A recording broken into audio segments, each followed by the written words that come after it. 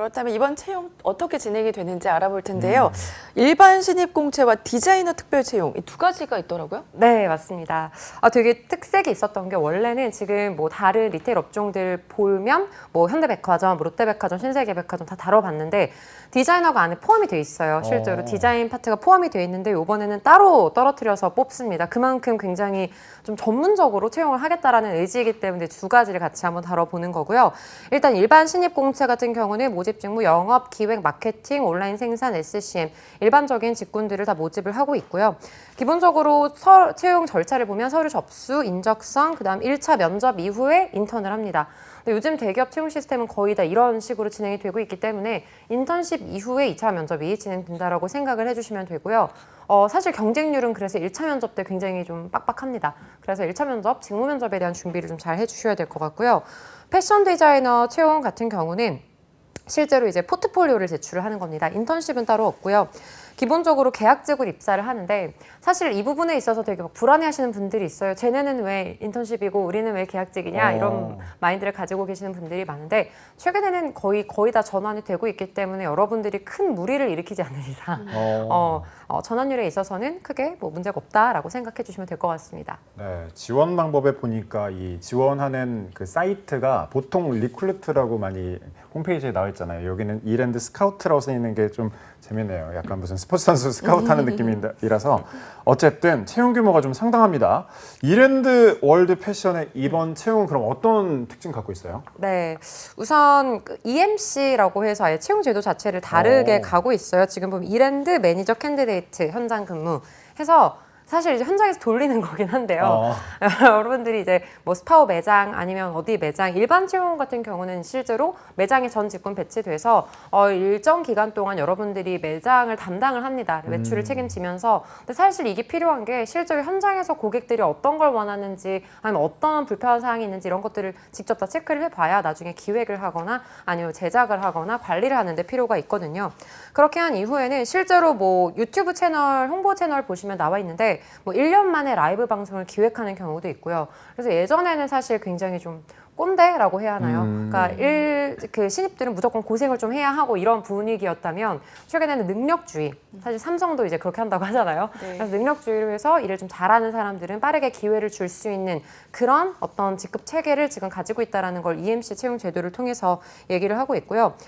저는 좀 주목할 만한 게 의상 디자이너 쪽.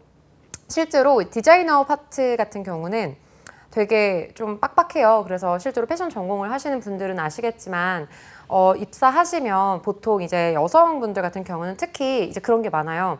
그 165에 55 사이즈인 사람이 인턴이 제일 잘 돼요. 아, 진짜요? 왜냐면 그 우리나라 여성복 기준이 사실 165에 55 사이즈가 그 평균 좀 기준이거든요. 그 예쁜 그거의 기준.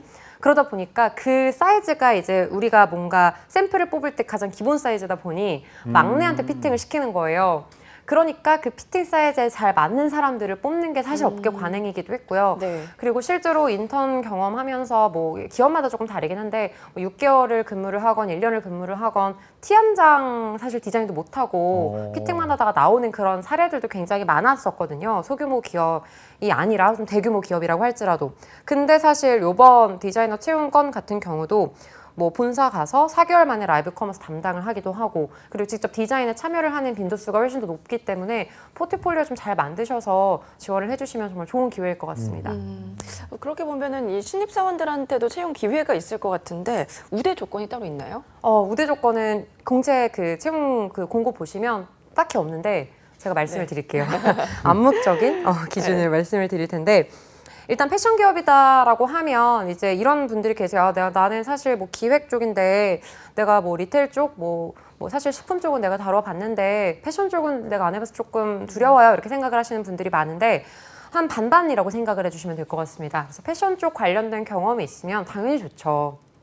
패션 쪽을 내가 뭐 부전공을 했거나 복수 전공을 했거나 아니면 그쪽 관련해서 관심이 많았다라고 한다면 당연히 좋겠지만 그게 아니라고 하더라도 기본적으로 리테일이라는 상권의 개념에 속해 있기 때문에 꼭 패션 쪽이 아니라고 하더라도 리테일에 관련된 경험이 있으면 전혀 무방하고요. 그리고 일반 직군 같은 경우는 기본적으로 이제 직무에 대한 중요도가 더 높기 때문에 직접적인 웬디 경력 아니면 뭐 상품 기획 경력 이러한 부분들을 더 많이 본다라고 생각을 해주시면 될 것 같습니다. 디자이너 채용권 같은 경우는 사실 이제 디자이너를 채용을 하기 때문에 기본적으로 패션 전공자들이 필수인 거죠. 왜냐하면 사실 디자인을 직접적으로 학교에서 배우지 않고서는 사실 주먹구구식으로 생각을 하는 경우도 많기 때문에 당연히 이제 전공자에게 좀 유리할 것 같고요. 근데 이제 경력에 대한 부분을 또 고민을 하시는 분들이 많을 텐데 사실 요번에 채용권 같은 경우는 포트폴리오를 또 제출을 하는 부분도 있기 때문에 꼭 경력자가 아니라고 하더라도 여러분들이 다양한 공모전이나 뭐 대외활동 그리고 내가 좀 정말 디자인을 잘한다라고 생각을 하는 분들께는 저 어떻게 보면 차별 없이 지원을 할 수 있는 전형일 것 같습니다. 그리고 이번에는 이력서 작성 항목에 자 아래와 같이 해외 근무 희망 여부도 묻거든요. 네. 여기서는 이제 당연히 이랜드에 진출한 국가들 그리고 특히 이제 제일 노리고 있는 시장은 중국이잖아요. 그래서 요즘 중국 소비 시장이 다시 좀 활성화가 되면서 매출이 막 올라오고 있는데 그래서 중국어를 좀 할 수 있다거나 그리고 내가 뭐 영어를 잘 한다거나 이런 친구들은 필수적으로 기입을 하셔야 돼요. 여기서 희망사항 없음 이렇게 하시면은 되게 좀 그렇겠죠? 네. 그래서 미국이든 어디든 나는 갈 준비가 되어 있다라는 걸 기재를 해주시는 게 좋을 것 같습니다. 네. 네, 이랜드. 네. 경험이나 경력은 구체적으로 어떤 부분을 좀 어떻게 어필을 해야 될까요? 네, 우선은 그 이력서 기준으로 보시면 경험, 경력사항은 딱딱딱 있거든요. 공모전, 대외 활동, 그리고 뭐 경력사항, 인턴 솔직히 다 채우시는 게 좋습니다. 네. 다 채우시는 게 좋고요. 기본적으로 제일 우대받는 건 사실 공모전 수상 내역 되게 좋아하고요. 그리고 대외 활동, 그리고 특히 이제 만약에 뭐 내가 패션이나 리테일 기획 관련된 활동을 했다면 그런 부분들이 가장 선호되고 있고요. 그리고 여기에서 조금 뭐 인턴 경험 같은 경우는 당연히 우대가 되겠지만 조금 특색이 있는 부분이라고 한다면 의류나 패션 업종 혹은 내가 이거에 대해서 직접 판매해 본 경험 같은 경우도 조금 우대가 됩니다. 실제로 여러분들 이력서 입력란 보시면 뭐 페이스북, 뭐 SNS 페이지 이런 것도 다 입력을 하게 돼 있는데 인플루언서 활동을 하신 분들도 당연히 우대가 되고 있습니다. 그래서 요즘에는 스펙으로 네. SNS를 시작하시는 분들도 굉장히 많거든요. 그렇게 해서 이제 트렌드도 이해를 하고 내가 조금 더 팔로워 수를 많이 보유하고 있는 인플루언서가 되면 그 부분에 있어서도 굉장히 좀 경쟁력이 될 수 있기 때문에 최근에는 리테일 쪽을 그냥 직접적으로 공모전, 인턴 이런 것뿐만 아니라 스스로 뭔가 만들어갈 수 있는 경험, 창업 경험도 굉장히 좋아합니다. 네. 근데 이제 그런 부분들은 사실 이력서에 기재를 하실 수는 없고 사실 자소서에 지금 기재를 해주셔야 할 수 있겠죠. 그리고 최근에는 이제 이랜드 그룹이 빅데이터를 활용한 디지털 혁신을 만들어가고 있기 때문에 당연히 이제 IT, 디지털, 파이썬, R 이런 거를 프로그래밍을 직접 해보거나 실제로 이런 분석에 돌려서 내가 인사이트를 도출했던 경험들 요거는 직접적으로 안 했다고 하더라도 했다고 하시면 돼요. 그래서 뭐 수업을 들었다거나 아니면 인턴 활동할 때 내가 그렇게 했다거나 라는 식으로 쓰신다면 실제로 키워드를 돌릴 때 자소서나 이력서 같은 경우는 키워드 중심이거든요. 네. 그러면 우리랑 연관성이 있다라고 생각을 해서 잘 뽑히는 이력서가 될 수 있겠죠. 네. 네, 그럼 이제 본격적으로 자기소개서 작성에 대해서 살펴보고 싶은데 그 전에 놓치지 말아야 될 포인트가 있다면 뭐가 있을까요? 네, 우선 기본적인 필요 역량이죠. 기본적으로 그 이랜드 그룹에서 원하는 인재상도 있지만 이번 채용권 같은 경우는 워낙 직무에 대한 역량을 많이 필요로 하기 때문에 일단 내가 어떤 캐릭터를 갖고 있건 이 기업이 원하는 캐릭터에 사실 맞추셔야 돼요. 그래서 기본적으로는 창의성 필요하죠. 왜냐면 우리는 창의적인 인재를 원한다라고 지금 대놓고 이렇게 얘기를 하고 있기 때문에 창의성에 대한 부분은 어떻게 보면은 본인만의 어떤 해석이 필요하겠죠. 내가 생각하는 창의성이란 무엇이다. 그리고 이제 소통에 대한 능력. 계속해서 유관 부서와 협업을 하고 소통을 해야 하고 조율도 해야 되기 때문에 빡빡해요, 소통이 실제로. 그래서 내가 가지고 있는 소통 능력 그리고 책임감 그리고 리더십. 왜냐하면 내가 능동적으로 끌어가야 한다라는 부분을 EMC 채용 전형에서는 굉장히 많이 강조를 하고 있기 때문에 네. 책임감, 리더십 그리고 트렌드를 파악할 수 있는 능력들은 굉장히 많이 요구를 하는 게 실제로 자소서 항목에서 요구를 하거든요. 그래서 내가 굉장히 트렌드를 많이 파악을 하려고 노력을 하고 있고 나는 창의적이고 소통도 되게 잘하고 되게 책임감이 있다라는 캐릭터로 일단은 못 박아두시고 가져가시는 게 좋을 것 같습니다. 네. 그러면 자기소개서 항목을 한번 만나볼까요? 자, 9가지예요. 네. 9가지. 네. 자, 읽을까요? 네. 읽을게요. 네. 자기소개서 항목 9가지입니다. 첫 번째, 자, 삶을 통해 이루고 싶은 인생의 비전 또는 목표 3가지를 우선순위 순으로 적어 주십시오. 자, 2번, 자신이 다른 사람과 구별되는 능력이나 기질을 써주십시오. 3번 자신의 인생에 가장 영향을 끼친 사건 3가지를 든다면 4번 살아오면서 자신이 성취한 것 중 자랑할 만한 것을 한두 가지 소개해 주십시오. 5번 후배에게 추천하고 싶은 책 3권을 중요한 순서대로 적어주십시오. 네, 6번. 6번. 네. 네. 갈까요? 네. 즐겨 쓰는 인터넷 사이트와 그 이유를 설명해 주세요. 7번은 자신에게 있어서 직장 생활의 의미를 써주십시오. 8번 지원 동기가 여기 나오네요. 구체적으로 적어주십시오. 9번 위에서 표현되지 못한 자기소개서를 간단하게 적어주십시오. 네, 이게 9개 항목은 진짜 그러니까요. 처음 뭐 보는 것 같아요. 첫 번째 일단 우선순위 순으로 목표 3가지를 적어달라고 했는데 네. 이거 어떻게 써야 될까요? 뭔가 골든벨 그러니까요. 보는 것 같았네요. 왜 9개씩이나 이렇게? 근데 그 잘 네. 보시면 네. 사실 이 9개지만 1, 2, 3번 같은 경우는 그냥 3가지 단어를 작성을 해주시는 거고요. 어. 한 문장 정도로 작성을 해주시면 되고요. 네. 그리고 이제 4번 같은 경우는 100자 미만이기 때문에 100자 미만이면 사실 한 2-3줄 정도밖에 안 그렇게 돼요. 부담은 안 가네요. 네네. 그리고 5번도 그렇고 지금 7, 8, 9번 정도, 그러니까 8, 9번 정도만 자소서라고 생각을 해주시면 되고 나머지는 본인의 그냥 성향을 그냥 드러내시면 되는 거거든요. 자, 팁을 드리도록 하겠습니다. 네. 네. 일단 첫 번째는 삶을 통해 이루고 싶은 인생의 비전 또는 목표 3가지잖아요. 이거는 일단 인생의 비전 목표이기 때문에 여러분들 버킷리스트 같은 거 생각을 해주셔도 오. 괜찮아요. 근데 많은 분들이 이제 직무적인 부분으로만 쓰시는 게 문제거든요. 사실 여기서 1, 2, 3, 4, 5, 6번 같은 경우는 1, 2, 3, 4, 5, 6, 7번 같은 경우는 면접 때 기초자료로 쓰려고 하는 항목입니다. 사실은.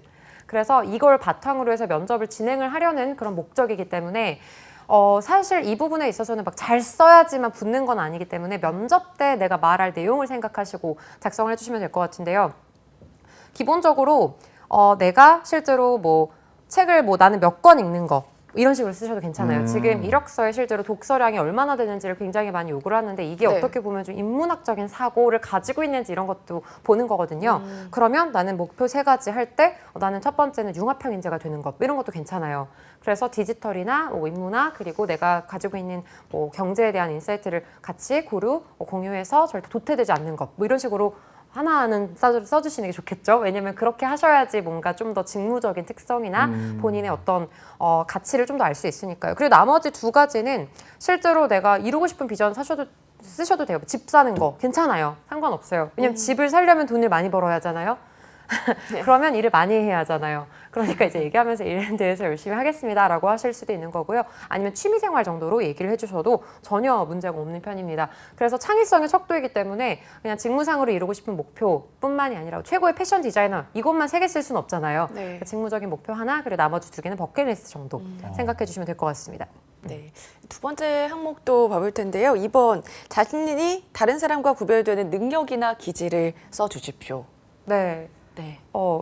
실제로 구별되는 능력이나 기질 이러면 되게 어려운데 그러니까요. 네, 그렇죠. 네. 선영 씨는 혹시 어려워요. 기질이 어떤 건가요? 기질. 다른 사람과 구별되는 능력이나 기질. 구별되는 능력. 근데 추상적으로밖에 말 못할 것 같아요. 그냥 뭔가 기분 좋게 한다? 근데 그런 거 쓰시면 돼요. 아, 그래요? 그러니까 다른 사람들을 기분 좋게 하는 해줄 능력. 수 있는. 다른 네. 사람들을 기분 좋게 하는 나만의 화술 이렇게 가셔도 되고요. 음. 아니면 뭐 뻔뻔함 이런 거 가셔도 돼요. 그러니까 당황스러운 좋은데요? 상황에서도 침착함을 유지할 수 있는 뭐 뻔뻔함 이런 것도 괜찮아요. 왜냐면 이게 실제로 직무적인 능력이기 때문에 추상적인 것도 상관이 없고요. 그리고 마찬가지로 특히 내가 산을 진짜 잘 탄다. 그러면 뭐 내가 뭐 북한산 1시간 만에 타기 뭐 이런 것도 네. 괜찮아요. 그래서 이게 3가지이기 때문에 사적인 거, 공적인 거 같이 둘 다 작성을 해주셔도 무방합니다. 네. 북한산 1시간 타기가 가능할까요? 불가능해요. 불가능하죠. 불가능합니다. 네, 어쨌든 그런 걸 쓰시면 될 것 같고요. 네. 자, 이어서 3번째 항목 보죠. 자신의 인생에 가장 영향을 끼친 사건 3가지를 든다면 이게 뭐 특별한 의미를 부여해야 되는 건가요? 사실 이거는 면접 때 활용을 하기에 좋은 항목이기 때문에 네. 여러분들께서 사실 뭐 삼성 지원하신 분들도 있을 것 같은데 삼성의 성장 과정, 본인의 인생에서 가장 크게 영향을 끼친 인물, 사건 뭐 이걸 중심으로 작성을 해주세요 이런 것들이 있잖아요. 사실 똑같은 버전인데요. 이거를 그냥 문장화한다라고 생각을 해주시면 될 것 같아요. 네.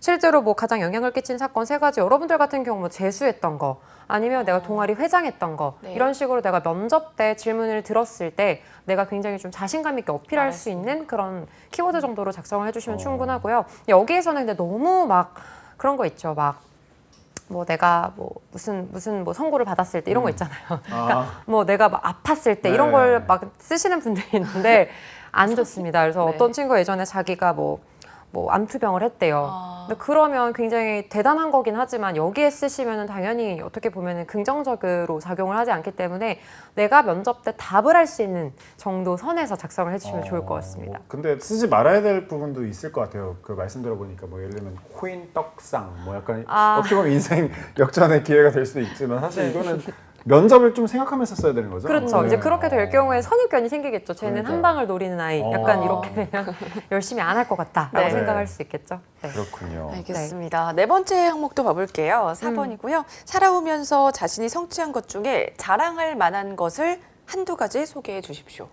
100자 미만이기 때문에 사실 핵심만 명확하게 해주셔야 되는데 아까 주식 얘기가 나와서 말인데 만약에 내가 뭐 정말 막 투기를 하는 게 아니라 내가 제대로 된 포트폴리오를 가지고 투자를 했다라고 한다면 그런 것들도 괜찮아요. 왜냐하면 나는 그만큼 좀 계획적으로 살고 어떻게 보면 워라밸을 좀 제대로 만들어갈 수 있는 사람이라는 걸 어필할 수 있는 것이기 때문에 전혀 상관이 없고요. 그러니까 한마디로 내가 좀 계획적으로 뭔가를 만들어가는 사람이라는 걸 드러낼 수 있으면 좋을 것 같습니다. 네. 그리고 이제 실제로 뭐 디자인이나 기획, 내가 관련해서 가지고 있는, 내가 직무상 가지고 있는 특장점을 여기다가 어필을 해주시는 것도 굉장히 좋을 것 같아요. 예를 들어 내가 실제로 기획을 해서 뭐 판매를 해봤는데 내가 생각했던 목표 매출보다 이만큼 올라왔다. 네. 이런 것들은 성취 경험으로 쓰기 굉장히 좋을 것 같고요. 네. 다만 여기서 진짜 쓰지 말아야 할 것들이 있습니다.